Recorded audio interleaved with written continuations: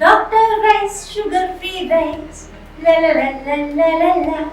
Doctor rice diabetic rice ని తినండి.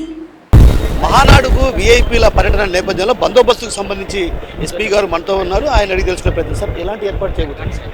Hello, ఈ 3 రోజులు మహానాడు ప్రోగ్రాం సంబంధించి దాదాపు 5,000 మంది ఫోర్స్తో భద్రతను ఏర్పాటు చేయడం జరుగుతుంది. వివిఐపీలు, అదేవిధంగా సిబ్బంది, పోలీస్ సిబ్బంది, అదేవిధంగా ప్రజలకు ఎలాంటి ఇబ్బందులు లేకుండా, ట్రాఫిక్ అంతరాయాలు లేకుండా బందోబస్తును ప్లాన్ చేయడం జరుగుతుంది. Traffic, parking, dining areas, public meeting areas, ఈ ప్రెజర్ పాయింట్స్లో ఎలాంటి సమస్యలు లేకుండా బందోబస్తును ప్లాన్ చేయడం జరుగుతుంది. ప్రాపర్ బ్యారికేడింగ్, ర్యాంపింగ్ వేసుకోవడం జరుగుతుంది, మార్కింగ్ వేసుకోవడం జరుగుతుంది. దాని ద్వారా పబ్లిక్ని డైవర్ట్ చేస్తూ ఉన్నాం. కమాండ్ కంట్రోల్ ద్వారా 150 సీసీ కెమెరాలతో, అదేవిధంగా అత్యాధునికమైనటువంటి 10 డ్రోన్ కెమెరాలతో ఈ బందోబస్తుని డిజైన్ చేయడం జరిగింది. సార్, అంటే విఐపీలు ఇక్కడే బస్ చేస్తారు కాబట్టి, ముఖ్యమంత్రి కావచ్చు, అదేవిధంగా యువ నాయకులు కూడా ఇక్కడే బస్ చేస్తారు కాబట్టి ఎలాంటి ఏర్పాటు చేయబోతున్నారు? ఎంతమంది సిబ్బంది ఈ బందోబస్తు? దాదాపు 5,000 మంది బందోబస్తుని ఏర్పాటు చేయడం జరుగుతుంది. సీఎం గారు బస చేసేటటువంటి ప్రాంతాల్లో కట్టుదిట్టమైనటువంటి భద్రతను ఏర్పాటు చేస్తాము. ఏరియా డామినేషన్లు, క్రిమినల్ పార్టీలు, octopus teams, dog squads, BD team checkings, road opening parties ద్వారా మల్టిపుల్ లేయర్స్లో సెక్యూరిటీని డిజైన్ చేయడం జరిగింది. అన్ని రకాల భద్రతా చర్యలు తీసుకోవడం జరిగింది. చివరి రోజు 29వ తేదీన భారీ బహిరంగ సభ ఏర్పాటు చేస్తారు. ఈ నేపథ్యంలో అంటే పెద్ద ఎత్తున టీడీపీ శ్రేణులు కూడా వచ్చే అవకాశం ఉంది. ఈ నేపథ్యంలో డైవర్షన్ ఏమైనా తీసుకునే అవకాశాలు ఉన్నాయా? ట్రాఫిక్ ఎలాంటి అంచనా? 29వ తేదీ జరిగే పబ్లిక్ మీటింగ్ సందర్భంగా కడప టౌన్లో ట్రాఫిక్ ఆంక్షలు ఏమీ ఉండకపోవచ్చు. అదేవిధంగా అవసరమైనంత మేరకు ఓల్ చెరువు ఘాటి ఏరియాలో ట్రాఫిక్ ఇరుక్కుపోకుండా ఉండడం కోసం చిన్న చిన్న మోడిఫికేషన్ చేయడం జరిగింది. దాన్ని తర్వాత తెలియజేస్తాం. ఇంకా 2-3 రోజుల్లో ఎక్కడ డైవర్షన్స్ ఉంటాయి ఏంటి అనేది మనకు క్లియర్గా నోటిఫికేషన్ ఇవ్వడం జరుగుతుంది. రేపు సాయంత్రానికి సీఎం చంద్రబాబు ఇక్కడ చేరుకుంటారు. ఈ నేపథ్యంలో ట్రాఫిక్కి సంబంధించి ఎలాంటి అంచనా? మనకు 27, 28 కేవలం కార్యకర్తల మీటింగ్ ఉంటుంది కాబట్టి అంత పెద్ద ట్రాఫిక్ ఇబ్బందులు ఉండవు. కేవలం 29వ తేదీ మాత్రమే జనరల్ పబ్లిక్ వివిధ ప్రాంతాల నుంచి, వివిధ జిల్లాల నుంచి వస్తారు కాబట్టి దాని సందర్భంగా మనము ట్రాఫిక్ డైవర్షన్స్ అవసరమైనంత మేరకు ప్లాన్ చేస్తాం.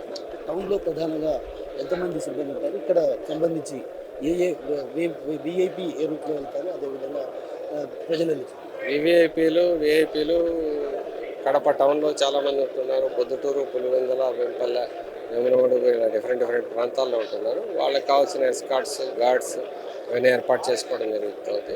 ఆ విఐపీలు రూట్లో ఇరుక్కుపోకుండా వెన్యూకి రీచ్ కావడం కోసం కూడా సపరేట్ ట్రాఫిక్ ప్లాన్ని డిజైన్ చేయడం జరిగింది. ప్రాపర్ కమ్యూనికేషన్, కమాండ్ కంట్రోల్ ద్వారా మానిటర్ చేస్తూ ఫ్రీ పాసేజ్ ద్వారా వాళ్ళు వెన్యూకి చేరుకునే విధంగా ప్లాన్ చేస్తారు. అంటే మొత్తం ఇక్కడి నుంచి వచ్చేటప్పుడు ఎన్ని చెక్ పోస్టులు ఏర్పాటు చేశారు? 13 చెక్ పోస్టులు ఏర్పాటు చేసాం. డిస్ట్రిక్ట్ బార్డర్స్లో 13 ప్రాంతాల్లో చెక్ పోస్టులు ఏర్పాటు చేసాం. ఆల్రెడీ ఫంక్షనింగ్లో ఉన్నాయి. వాటి ద్వారా కూడా ఎన్ని బస్సులు వస్తూ ఉన్నాయి, ఏ రూట్లో ఎన్ని వస్తూ ఉన్నాయి, ఎక్కడ ఉన్నాయి అనేది మానిటర్ చేస్తూ రియల్ టైం మానిటరింగ్ ద్వారా ట్రాఫిక్ అంతరాయం లేకుండా డిజైన్ చేస్తాం. సో మొత్తం మీద మహానాడుకు అటు భారీ ఎత్తున బందోబస్తు నిర్వహించబోతున్నాం. విఐపీలు 2 రోజుల పాటు ఇక్కడే బస చేస్తారు కాబట్టి ఇక్కడ అంత తగ్గటువంటి సిబ్బందిని కూడా నియమించాం. ఇప్పటికే 10 మంది డిఎస్పీలు కావచ్చు, ఎస్పీలు కావచ్చు, అదేవిధంగా డిఐజీపీ కూడా నిన్న ఈ ప్రాంగణానికి వచ్చి పరిశీలించడం జరిగింది. ఏర్పాట్లన్నీ కూడా పరిశీలించినటువంటి పరిస్థితి మనం చూడొచ్చు. ఇక్కడ పెద్ద ఎత్తున పోలీస్ బలగాలను మోహరింపజేశారు. ఆక్టోపస్ టీం కూడా ఇప్పటికే రంగంలోకి దిగింది. అదేవిధంగా ఎన్ఎస్జీ గ్రూప్ కూడా మరి కాసేపట్లో ఇక్కడికి చేరుకుంది.